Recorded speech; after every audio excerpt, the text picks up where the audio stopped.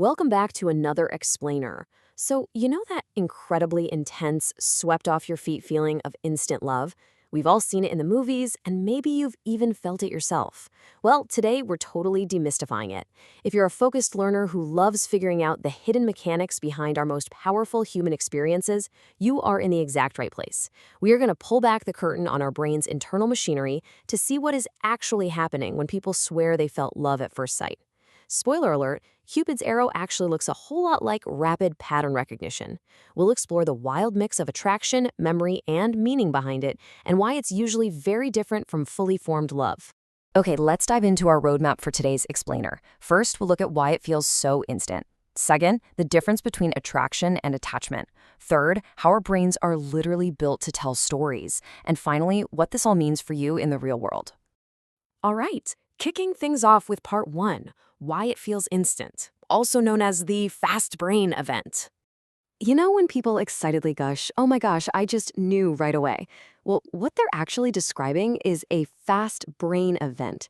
Instant love is more often than not just instant interpretation.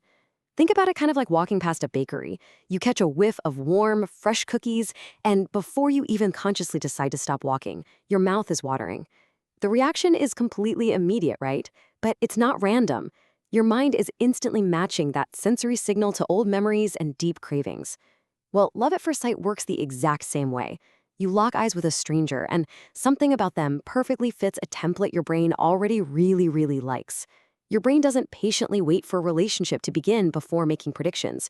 It just compresses all that information into one rapid flash, interpreting the moment literally instantly. Which brings us right into part two, attraction before attachment, or the pull versus the bond. So, the very first thing we feel in these split-second moments, it's not actually attachment, it's attraction. And this brilliantly illustrates the difference. Attraction is that immediate pull. It's the firework, bright, loud, super intense, and totally unforgettable. But fireworks fade quickly, don't they? Attachment, on the other hand, is the bond. It's the campfire. A campfire actually lasts because it's built on repeated experience. You have to feed it, protect it, and carefully maintain it over time to get that nice, warm stability. We so often fall into the trap of assuming that if a feeling is incredibly intense right now, it must be incredibly deep. But guys, intensity and stability are completely different measurements. A wildly powerful feeling can easily show up way before a stable relationship even exists. At its absolute core, attraction is really just your mind frantically waving a flag, yelling, "Hey, pay attention to this." It triggers when someone's vibe, their look, or even their voice matches something your brain already values or finds familiar. Under the hood, your brain is doing three main things here. It's sorting for relevance, it's reacting to pattern recognition, and it's creating intense attention long before you have any actual knowledge about the person. It's exactly like how your smartphone quickly scans to recognize a face in your camera roll. The phone has zero clue about that person's entire life story, right? It just knows, this face matches the parameters. This is worth opening. Let's move on to part three, how the brain builds stories. This is all about turning that sense of importance into deep meaning. So once attraction gets you to pay attention, your brain immediately asks, okay, what does this mean? Because here's the thing, human beings absolutely hate uncertainty. We can't stand it. We kind of like to imagine that human perception is just a camera, objectively recording the world exactly as it is. But honestly, that's a total myth. Your brain is way more like a high-speed prediction engine. It is constantly actively trying to answer, is this safe? Is this rewarding? Is this rare? Is this important to me? It doesn't patiently wait to collect all the facts. It takes one single loaded glance and just rushes to build a whole likely explanation around it. Now think about it. A first encounter with a total stranger is, by definition, full of missing information. You have no idea how they behave under stress, what they truly value, or how they treat people. But since your mind absolutely hates that blank, empty space, it just starts aggressively filling in the gaps. And what tools does it use to do this? Literally everything you've got packed away inside you. Your memories, your personal fantasies, your deeply unmet emotional needs, those cultural scripts we've all absorbed, your past disappointments, and your wildest hopes for the future.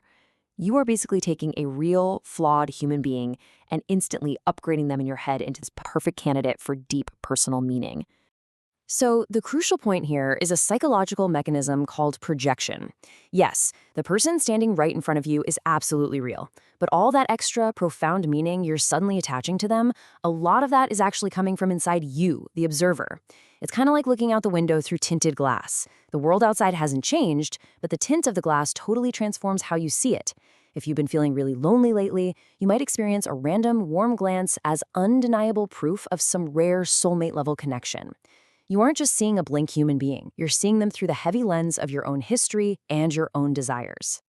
Let's actually map out how this story comes together in real time. Imagine you're at a crowded university event, and you spot a stranger across the room speaking super calmly, just radiating warmth. Step 1, you simply notice those traits. Step 2, you start to feel relaxed around them and quickly build an impression, like, wow, they seem really grounded and trustworthy.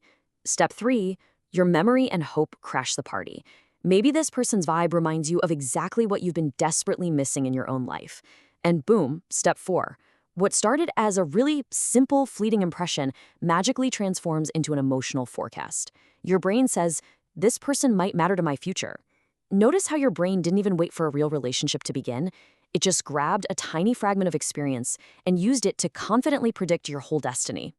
Now, what's really fascinating about this breakdown is how perfectly it maps your conscious experience right onto your brain's hidden operations. You notice someone? That's just your brain detecting relevance. You feel drawn to them? That's your brain generating attraction.